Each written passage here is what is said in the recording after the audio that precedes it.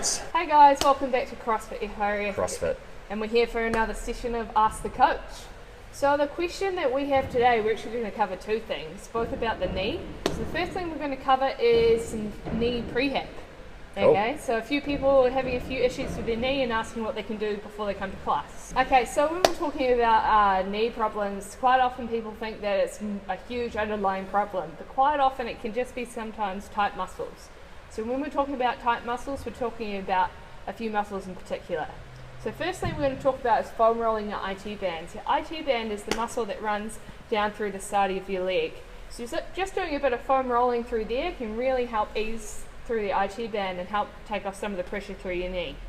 Also getting one of the lacrosse balls, so we keep the lacrosse balls in the corner over here. So if you get into your TFL, which is the muscle that sits, if you put your hand in your jean pocket, it's the muscle that sits right there, okay? So if you're lying on your tummy, get that lacrosse ball in there, you should feel it start to release. So releasing some of the tension through there can actually take away some of that knee pain.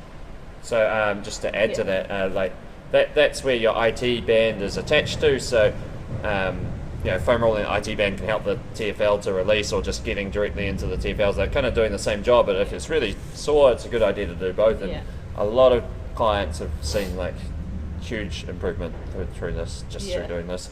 And it, this sort of getting tight in the side of your knee is called ITB syndrome, or runner's knee, it's often called. And just regular foam rolling until it starts to get a little bit better, as I've seen heaps of people with a huge amount of improvement and happiness coming back into their lives. Yeah, and even just doing a bit of foam rolling through your legs, so just foam rolling through your thighs, just help release some of that tension through there.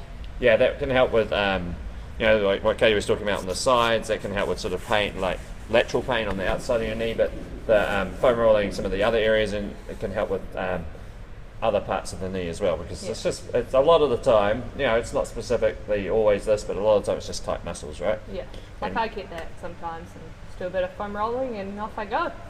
Cool.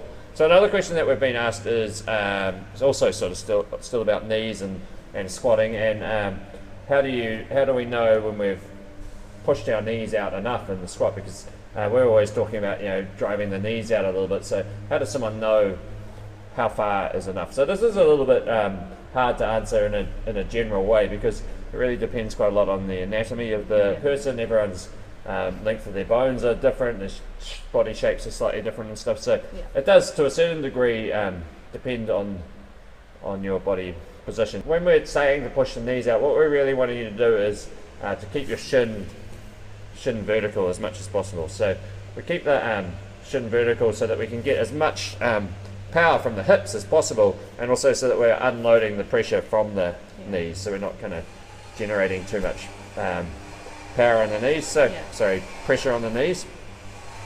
So what I mean by vertical is, it's a bit hard to show you here, but I don't want my knee coming forward in this plane. I want it staying vertical in this plane, so straight up and down. But if I push it out, it's still staying from the side. You'll see that it's still staying straight up and down in that plane. So I want to, basically, depending on my anatomy, when I'm squatting, I want to push my knees out as much as I need to keep this, to keep my shin vertical in that plane.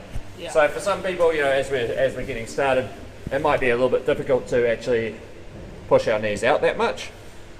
Or it might mean that you can't squat that deep just yet, but over time we're going to be working into that. So we really want to avoid having the knees coming directly forward, because that can put a lot of sort of shearing force or twisting forces on the some of the soft tissues around the knee joint itself, and that's just generally a bad idea. So the thing that I think about is creating as much torque in the knee, torque through the foot as possible. So imagine you're sort of screwing the foot into the ground, keeping the entire weight just in front of the ankle, and keeping your entire foot flat on the ground.